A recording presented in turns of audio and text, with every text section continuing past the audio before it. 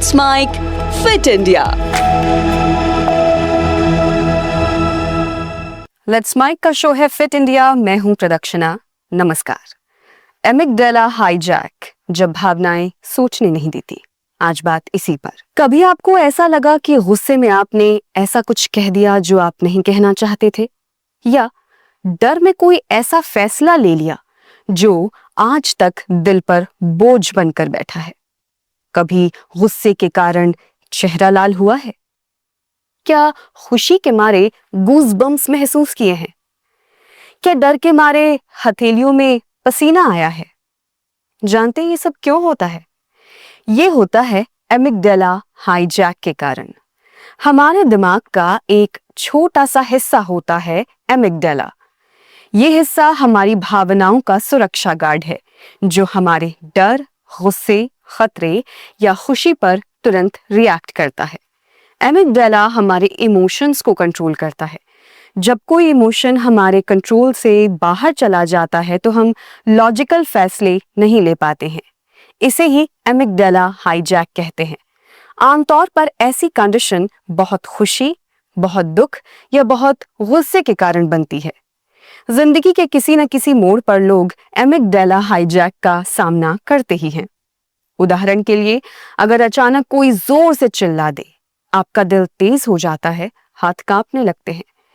ये सोचने का नहीं, बचने का सिस्टम है, जो हमें पलक झपकते ही फैसले लेने पर मजबूर करता है।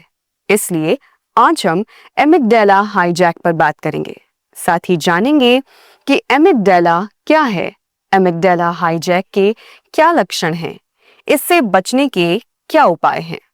दिमाग के बिल्कुल अंदर दो छोटे बादाम जैसे हिस्से होते हैं जिन्हें एमिगडाला कहते हैं। एमिगडाला दिमाग के उस सिस्टम का हिस्सा होते हैं जो हमारे भावनात्मक और व्यवहारिक प्रतिक्रियाओं को कंट्रोल करते हैं। अगर हमें किसी चीज से खतरा है तो डर का एहसास यही करवाता है। इस प्रक्रिया में दिमाग का फ्रंटल लोब, यानी जो हिस्सा सोचने समझने के लिए, निर्णय लेने और तर्क के लिए काम करता है, वो डिसेबल हो जाता है। इसके कारण हमारे शरीर में एड्रेनालिन और कॉर्टिसोल जैसे हार्मोन रिलीज होते हैं। इसका नतीजा ये होता है कि हमारी प्रतिक्रिया तुरंत तीखी और असंतुलित हो जाती है, जैसे लोग चीखने, रोने या भागने लगते हैं।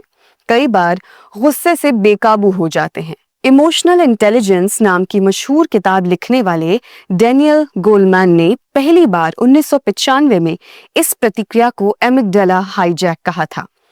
जब दिमाग में एमिगडाला हाईजैक का इमरजेंसी अलार्म बजता है तो शरीर में कुछ खास बदलाव दिखते हैं, जैसे अचानक गुस्से में चिल्ला देना, बाद में पछताना कि ऐसा क्यों कहा, डर में फैसले टाल देना या भाग जाना, खुशी में बहकर गैर जिम्मेदार चीजें कर देना, जरूरत से ज्यादा रोना या बिना वजह चुप्पी, दिल की धड़कन का तेज हो जाना, सांसें तेज और उथली हो जाना, स्किन ठंडी और नम होने लगती है और हथेलियां पसीने से भीग जाती हैं।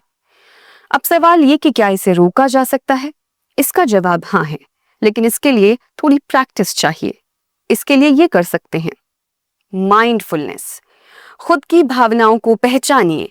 जब आपको लगे कि कुछ ज्यादा हो रहा है, गुस्सा, डर या बेचैनी, तो रुकिए और महसूस कीजिए कि शरीर में क्या हो रहा है, सांसें कैसी है, धड़कन कितनी तेज है। जब भी भावनाएं उफान पर हों, 6 सेकंड रुकिए।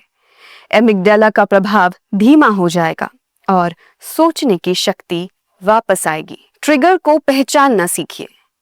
कई बार हमें पता होता है कि क्या चीज हमें ट्रिगर करती है, जैसे आलोचना, अपमान, असफलता या अनिश्चितता।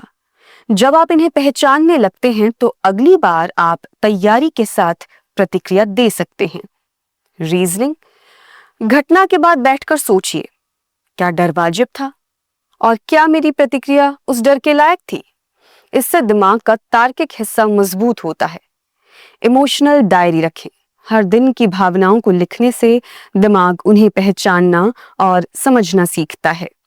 किसी भरोसेमंद से बात करें। कभी कभी भावनाओं को बाहर निकालने से वो जहर बनने से पहले ही निकल जाती है।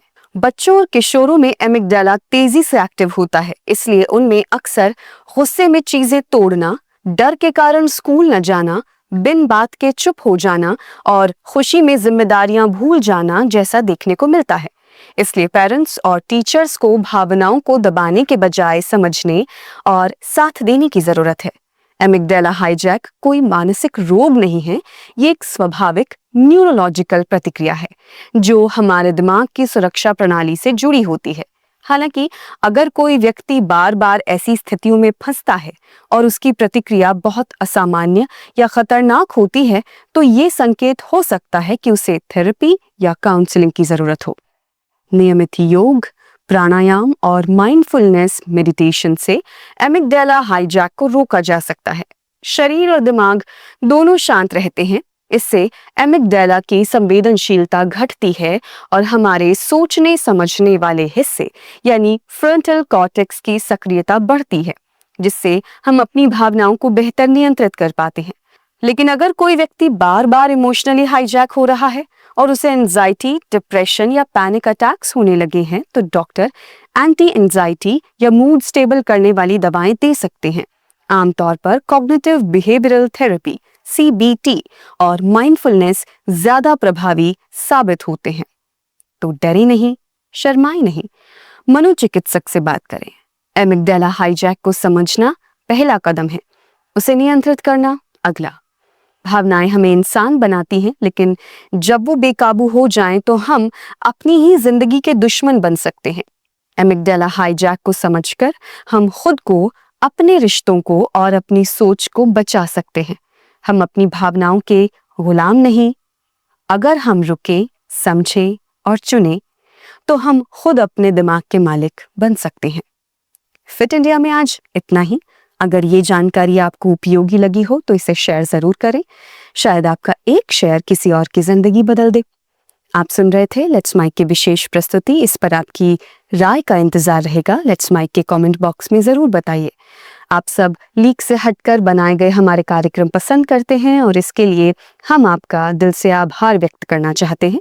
चैनल को लाइक और सब्सक्राइब जरूर कीजिए और जुड़े रहिए लेट्स माइक के साथ। आप सुन रहे थे let's mike more than radio. Follow कीजिए हमें हमारे सोशल मीडिया प्लेटफॉर्म्स पर। It's time for news. It's time for more than radio. Presenting the first radio news app, Let's Mic. Let's Mic, a news-based app on your phone where you get to watch and listen news, talk shows, interviews, radio show podcasts.